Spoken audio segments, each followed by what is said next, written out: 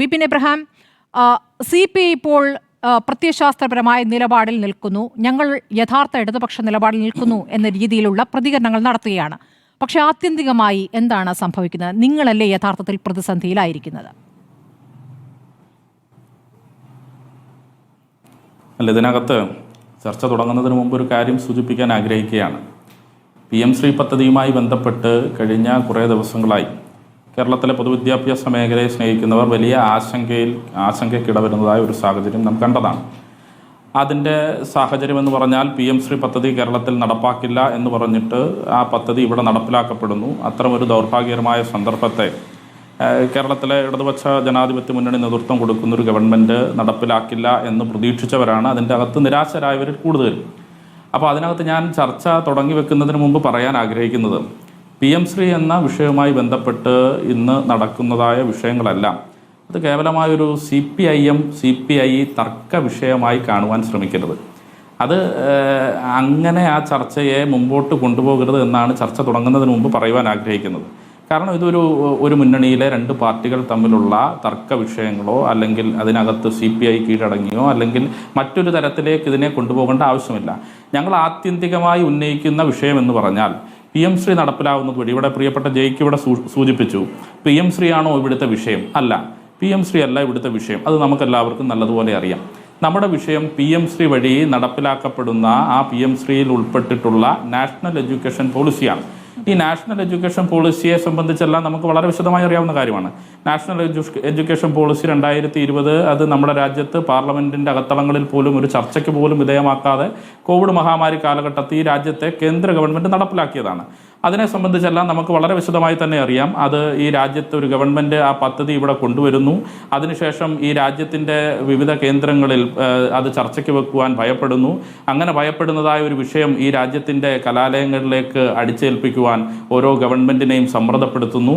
ആ സമ്മർദ്ദപ്പെടുത്തുന്നതിൻ്റെ ഭാഗമായി കേരളവും തമിഴ്നാടും ഉൾപ്പെടെയുള്ള പല സംസ്ഥാനങ്ങൾ അതിന് വഴങ്ങാത്തതായ ഒരു സാഹചര്യം ഉണ്ടാകുമ്പോൾ അതിനെ ഏത് വിധേനയും അട്ടിമറിക്കുക എന്ന തീരുമാനത്തിൻ്റെ ഭാഗമായി ഇവിടെ കേന്ദ്രം കേരളത്തിന് SSK വഴി ലഭിക്കുവാനുള്ള 1466 കോടി രൂപയെ പിടിച്ചു വെച്ചുകൊണ്ട് ഇത് ഞങ്ങൾ നിങ്ങൾക്ക് നൽകണമെങ്കിൽ അത് ഈ PM ശ്രീ പദ്ധതിയിൽ ഒപ്പുവെച്ചെങ്കിൽ മാത്രമേ അത് നൽകൂ എന്ന് പറയുന്ന ഒരു ഫാസിസ്റ്റ് ഗവൺമെൻറ്റിനെതിരെയും അതോടൊപ്പം തന്നെ ആ ഗവൺമെൻറ് വിദ്യാഭ്യാസ മേഖലയിൽ PM ശ്രീ പദ്ധതി വഴി അതുവഴി നുഴഞ്ഞു കയറുന്ന NEP വഴി നടപ്പിലാക്കുവാൻ ശ്രമിക്കുന്ന വർഗീയ അജണ്ടകൾക്കെതിരെയുമാണ് ഞങ്ങൾ ശക്തിയുക്തമായി നഖശികാന്തം ഞങ്ങൾ അതിന് മാത്രമാണ് എതിർക്കുന്നത്.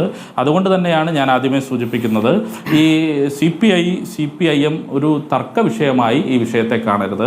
ഞങ്ങൾ ഉയർത്തിപ്പിടിക്കുന്ന വിഷയത്തിൻ്റെ ആ പ്രസക്തി എന്ന് പറയുന്നത് നമ്മുടെ രാജ്യത്തിൻ്റെ വിദ്യാഭ്യാസ മേഖലയിൽ കേരളം ഒരു മാതൃകയായി നിൽക്കുന്ന ഒരു കാലഘട്ടത്തിലൂടെയാണ് നമ്മൾ ഓരോരുത്തരും കടന്നു പോകുന്നത്.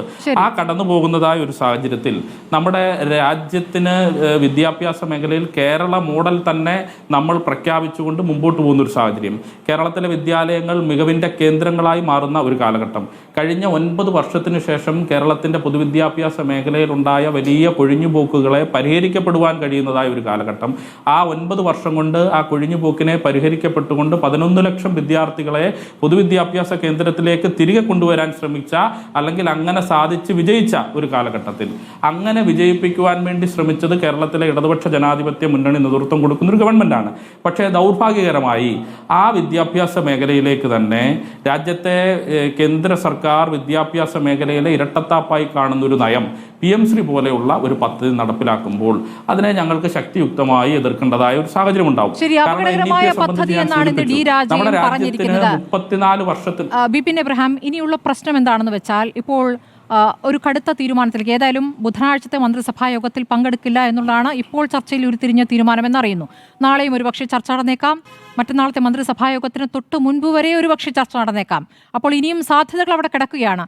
ആ ചർച്ചയിൽ കാര്യങ്ങളിൽ തീരുമാനമായിട്ടില്ല എങ്കിൽ മന്ത്രിസഭായോഗത്തിൽ നിന്ന് വിട്ടുനിൽക്കുന്നു. ഒരു മന്ത്രിസഭായോഗത്തിൽ നിന്നല്ല, ഇനി അങ്ങോട്ടുള്ള മന്ത്രിസഭായോഗങ്ങളിൽ നിന്ന് വിട്ടുനിൽക്കുന്നു.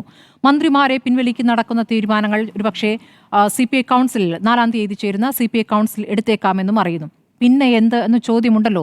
ആത്യന്തികമായി നിങ്ങളുടെ രാഷ്ട്രീയ നിലപാട്, നിങ്ങളുടെ പ്രത്യയശാസ്ത്രം, അതിനെ വിശ്വസിക്കുന്ന അണികൾ, അത് ആത്യന്തികമായി നിങ്ങൾക്ക് തെരഞ്ഞെടുപ്പിൽ ജയിക്കണം, തെരഞ്ഞെടുപ്പിൽ ജയിച്ച് ഭരണത്തിൽ വരണം, ഇതൊക്കെ തന്നെ അതിൻ്റെ ഭാഗമായിട്ട് നടക്കുന്ന കാര്യങ്ങളാണല്ലോ.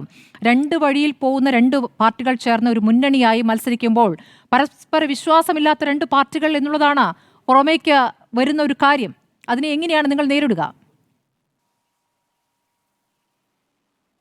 അല്ല, ഇതിനകത്ത് പരസ്പര വിശ്വാസത്തിൻ്റെതായ ഒരു പ്രശ്നമുണ്ട് എന്ന് എനിക്ക് തോന്നുന്നില്ല. കാരണം കേരളത്തിലെ SFIയും DYFI ഉൾപ്പെടെയുള്ള വിദ്യാർത്ഥി യുവജന സംഘടനകൾക്കും ഈ വിഷയത്തിൽ നിന്ന് വ്യത്യസ്ത അഭിപ്രായമുണ്ട് എന്ന് ഞാൻ മനസ്സിലാക്കുന്നില്ല. അതേ നിലപാട് തന്നെയാണ് AISFനും AVFനും ഉള്ളത്. സ്വാഭാവികമായിട്ടും കമ്മ്യൂണിസ്റ്റ് പാർട്ടികൾക്കും അതേ നിലപാടിൽ തന്നെയാണ് നമുക്ക് മുമ്പോട്ട് പോകാൻ സാധിക്കുന്നത്. കാരണം നാം മനസ്സിലാക്കേണ്ട ഒരു കാര്യം, രാജ്യത്ത് വർഗീയ ഫാസിസ്റ്റ് വൽക്കരണം ശക്തി പ്രാപിക്കുന്ന ഒരു കാലഘട്ടത്തിൽ, അതിന് കേരളം ഒരു ബദലായി നിൽക്കുന്ന ഒരു സാഹചര്യത്തിൽ വർഗീയ ഫാസിസ്റ്റ് ശക്തികൾക്കെതിരെ യോജിച്ച പോരാട്ടം കൂടുതൽ ശക്തിപ്പെടുത്തേണ്ട കാലഘട്ടത്തിലാണ് ഇത്തരം ഒരു സംഭവം ഉണ്ടായതെന്ന് ദൗർഭാഗ്യകരമാണ്. അതാണ് ഞാൻ ആദ്യമേ തന്നെ സൂചിപ്പിച്ചത്.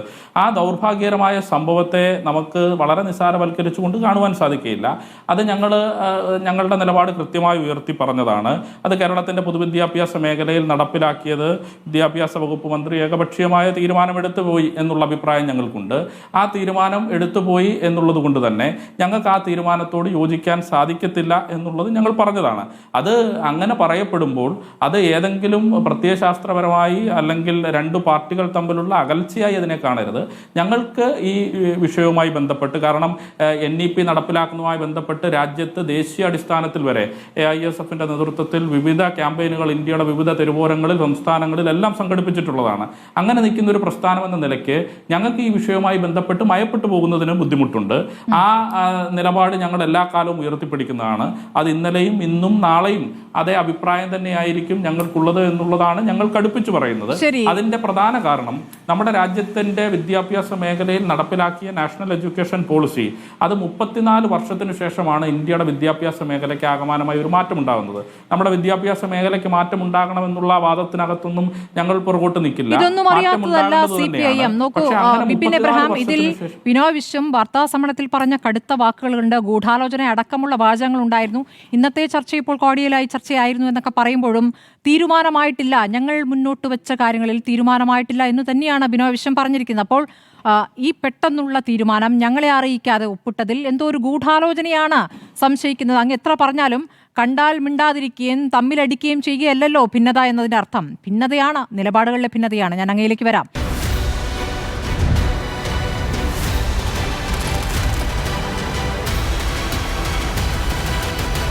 ഡിബേറ്റ് വിത്ത് സ്മൃതി പരുത്തിക്കാട്.